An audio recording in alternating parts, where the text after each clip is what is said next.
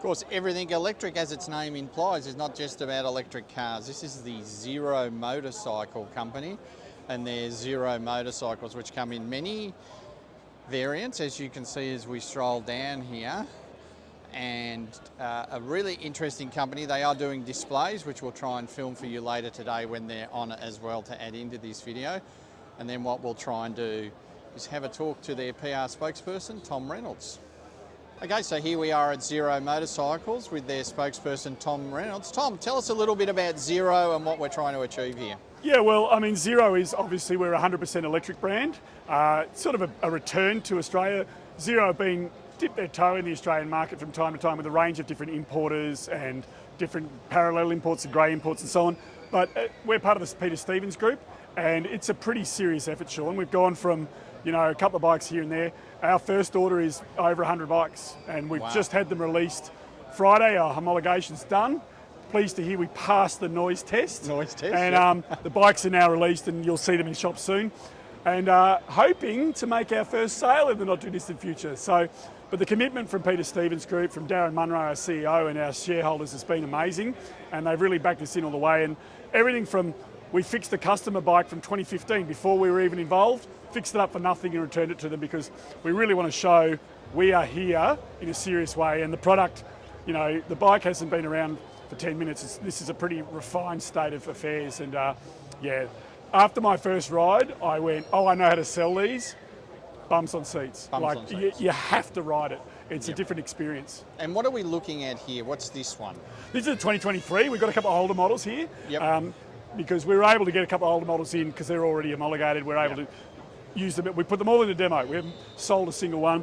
These are older 2023 SRF, which is the sports bike, the SR Street Range F Fighter. So it's the old Street Fighter style bike. It's got the 14.4 kilowatt battery. The new ones are all 17.4s. So every year you're getting 10% better battery, 10% better. But look, this is the showcase performance bike. So 0 to 100 in under 3 seconds, top speed of 200.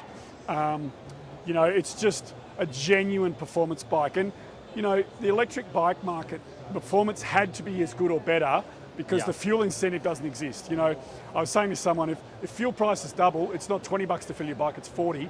And a lot of motorcyclists will be like, I don't care. I can keep living it, But if the family car goes from 100 to 200, you care. So the incentive has always been to produce a bike that can perform as well as the petrol bike.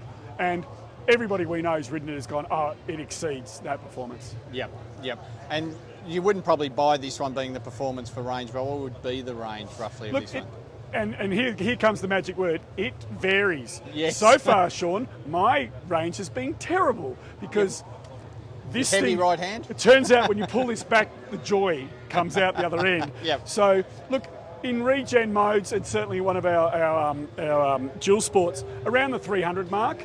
But real world, early days of ownership, you won't get near it. But certainly there's lots of regen modes, and you create your own regen mode as well. For me, the choice mode here is the Canyon mode, which is high power and high regen, and you're almost down to what they call one pedal.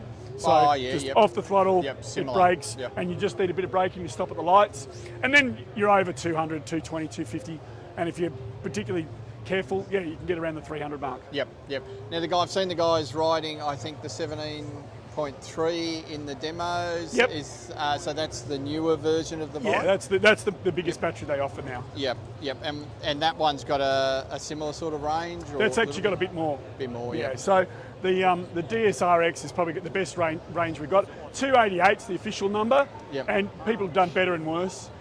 It's you see in the EV market, that's where there's a massive discrepancy. But like, I've been riding a petrol bike, and you know, it's got a 12-litre fuel tank, and if I ride it hard in the hills, I don't even get 200 k's. But no one complains about that. No, exactly. But if you're not getting 1,000 kilometres in an EV, all of a sudden it's a disaster. You know, the data we get, and the data we get from Zero indicates that over 90% of owners charge at home on 240 or 110 volt. So although they do level 2 charging, just go in there and have a look at that. In terms of using commercial chargers, it's very rare. And given the battery size, there's no call for DC charging. Like someone, oh, why don't you do DC? And it's like, well, it's taking a fire hose to a packet of matches. You know, it's a small battery by EV standards. And so Normal AC or level 2 charging is all you really need, and you know. Yep. The range is such that, you don't even think about it. And Yep. plugging it in, you set up the charging status through the app. How much do you want? What days do you want to charge? What time of day? You Yep. do all those things, and you never think about range again. You really don't.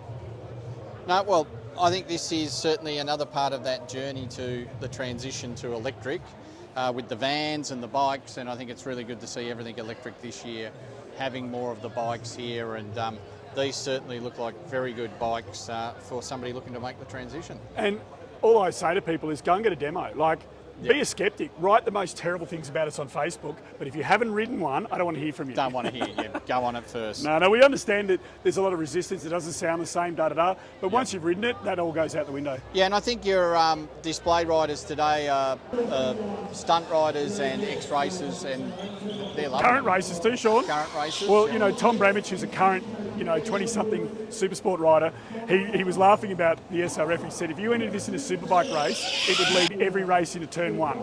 Yeah. Now, our top speed's 200. We're in a bit of trouble, but he said even from the back of the grid, you'd be at the front of the grid by turn one because they're so quick off the line. So, and that's give the people what they want, Sean. Yep, power. Thank you.